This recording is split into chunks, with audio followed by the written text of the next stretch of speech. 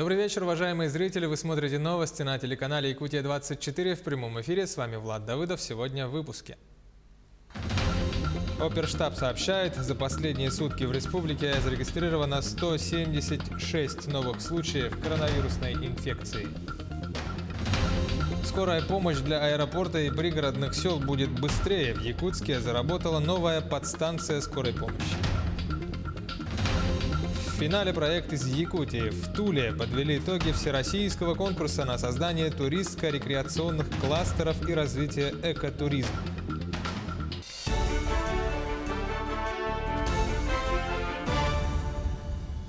В рамках рабочего визита в Нерынгренский район вице-премьер правительства страны, полпред президента России на Дальнем Востоке Юрий Трутнев в сопровождении главы Якутии Айсена Николаева ознакомился с производственными мощностями первой очереди крупнейшего в России угольной шахты Инаглинская и горно-обогатительной фабрики Инаглинская-2.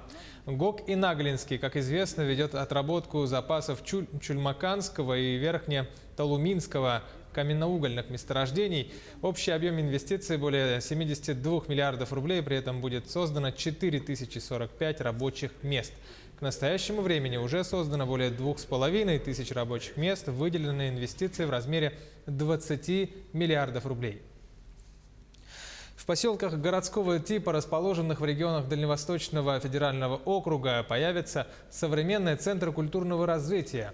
Их строительство профинансирует из федерального бюджета. Постановление об этом подписал председатель правительства России Михаил Мишустин. Центры культурного развития – это новый формат досуговых учреждений для всей семьи. Здесь могут проходить выставки и кинопоказы, работать студии, кружки, выступать с гастролями могут артисты из других регионов страны. От привычных домов культуры их отличает многофункциональность и современный подход к организации пространства.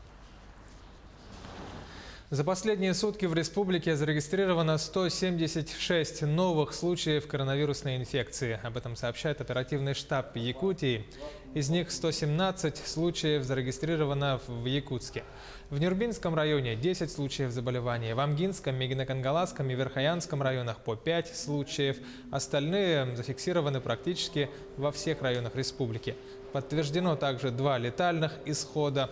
Лаборатории Якутии тем временем за сутки провели 5707 исследований на коронавирус. Сегодня в нашей республике нам необходимо понять на то, что постоянно находиться в таком состоянии ограничений в том числе для лиц пожилого возраста и тех, кто имеет хронические заболевания, достаточно сложно. Поэтому наша задача сейчас создать все безопасные санитарные условия. Магазины наши должны быть безопасны, школы, театры, клубы, детские сады непосредственно безопасны для того, чтобы минимизировать именно распространение инфекции. Вирус, соответственно, сегодня существует, и наша задача, сделать все для того, чтобы минимизировать риски им заражения. В Якутске заработала новая подстанция скорой помощи. Подразделение обслуживает только район аэропорта и все ближайшие поселки – Мархат, Улагина, Кангаласы, Маган, микрорайон Сатал и Жатай. 4 бригады подстанций посменно обслуживают порядка 72 тысяч человек. Репортаж Юлии Михайловой. Сегодня ездили на травму, ездили, бабушку увезли одну, стороны плеча, перелом похоже. И инсульт был. В последнее время очень часто вызывают медиков больные с температурой и кашлем. Да, если подозрение на коронавирус идет, температура, кашель, нужно обращаться в поликлинику, только через анализы, только через КТ, если там отдышка будет, конечно, нужно через поликлинику к участковому врачу. Но на такие вызовы вы не ездите? На такие вызовы попадаем. Все равно ездите? Попадаем, конечно. На такие вызовы к больным выезжают со всеми мерами предосторожности. Дождаться скорую в течение 20 минут стало реальностью для жителей самых отдаленных микрорайонов столицы, аэропорта, пригородных поселков и дачных участков. Быстрый приезд медиков очень важен в экстренных случаях.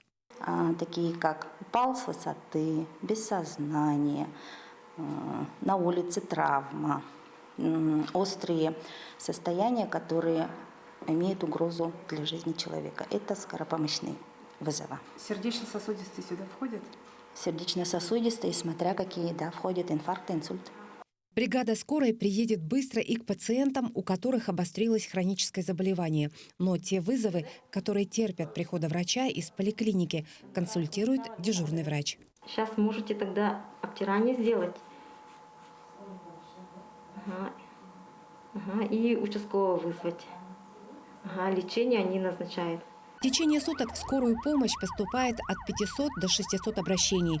Больше всего больные просят о помощи с сердечно-сосудистыми недугами и заболеваниями дыхательной системы. Нередки случаи, связанные с различными травмами. Юлия Михайлова, Семен Семенов. Новости, Якутск. В Вилюйском Улусе полным ходом идет строительство спального корпуса психоневрологического интерната. Федеральный бюджет на это выделил свыше 260 миллионов рублей на строительство нового здания. И согласно распоряжению, корпус интерната на 150 мест строится в селе Сосновка. По плану работы должны завершиться в марте 2021 года.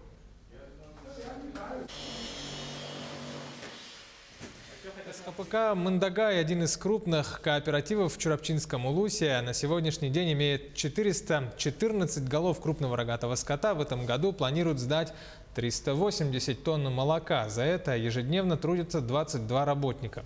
Для повышения удоя молока на днях из Красноярского края привезли 80 голов краснопестрой породы. Из Красноярского края 80 голов породы краснопестрой прибыла в Чурапчинский улус. Эта краснопестрая порода является самой молодой в России. Они выведены путем скрещивания породы симментала и краснопестрой галштина. Эта порода является высокой продуктивностью, отличается, и у них это удой молока в год примерно от 5 до 6,5 тысяч. У них минусов практически нет. А в селе Хаптагай Мегинакангаласского района ввели в эксплуатацию новый коровник, рассчитанный на 100 голов. Сегодня в новый объект загонят крупный рогатый скот одного крестьянского и 3 частных подсобных хозяйств. Репортаж Артура Старостина. В крестьянском фермерском хозяйстве Терех это второй по счету коровник. Хозяйство изначально предназначалось для оказания комплексных услуг по производству и переработке молочной продукции животноводства. Глава крестьянского фермерского хозяйства Терех Людмила Викторовна еще в 2018 году открыла коровник на 70 голов. А в этом же году она открывает для жителей села Хаптагай на 100 голов новый коровник. Строительство коровника начали в сентябре этого года. Местная бригада строителей за короткий срок справилась со своей задачей и сдал объект в срок. В июле этого года здесь еще ничего не было. При осмотре земельного участка можно было обнаружить только останки от старой фермы. Основание старой фермы. Вот, все подровняли. Сегодня в новый коровник первыми на зимовку загонят более 60 голов крупного рогатого скота фермерского хозяйства Леонида Егорова. Он у нас опытный фермер, с 98 года зарегистрирован как крестьянское фермерское хозяйство и до сих пор работает, не покладая рук.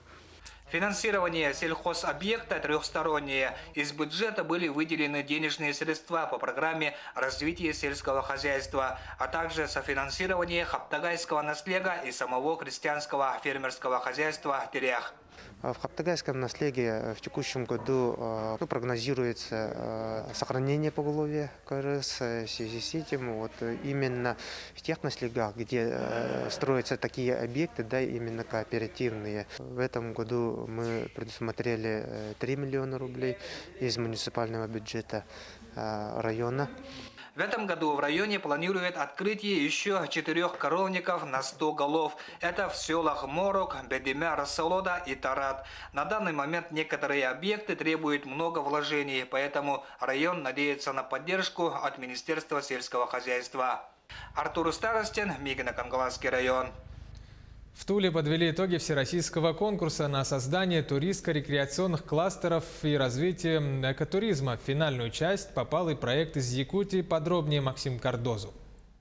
Конкурс, который объединил всю страну. Почти 220 команд из 80 регионов представили на суд жюри свои заявки с презентацией туристско-рекреационных кластеров, которые в будущем можно превратить в настоящие центры экологического туризма, как для россиян, так и для гостей из других стран. Ведь во всем мире национальные парки привлекают миллионы туристов, а значит и инвестиции. А в России немало природных уникальных памятников. Правда, добираются до них единицы. Многие россияне, которые, к сожалению, на сегодняшний день гораздо лучше знают, как отдыхать в Турции, а на Камчатке или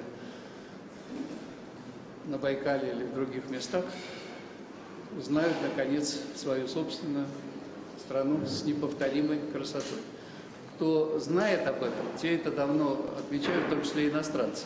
В число 36 финалистов конкурса попала и заявка от Якутии. Парк Ленские столбы боролся за звание лучшей в стране площадки для развития экотуризма. И мы уверены, что у Саха-Якутии огромный потенциал развития экологического туризма, потому что Ленские столбы – это, в общем-то, можно сказать, бренд региона. О том, что путешествовать по Якутии – это настоящее увлекательное приключение, не понаслышке знает Виктория Андреева. Каждый год она с семьей и друзьями отправляется в походы и сплавы по республике. И каждый раз открывает для себя новые грани неповторимой красоты нашей северной природы. Меня безумно радует, что именно это лето 2020 показало широкой аудитории, насколько круто ходить в походы в Якутии.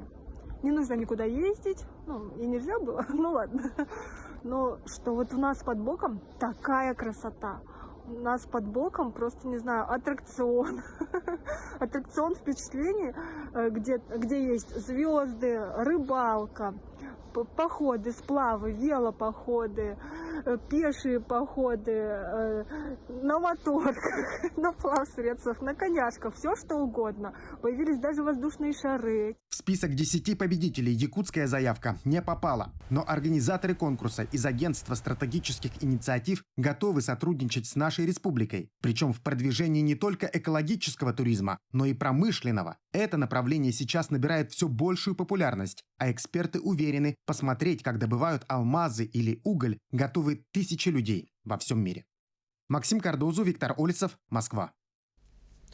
Таковы новости к этому часу. Итоги дня подведем в 20:00. Оставайтесь с нами на телеканале Якутия-24. Также берегите свое здоровье, соблюдайте дистанцию, носите маски.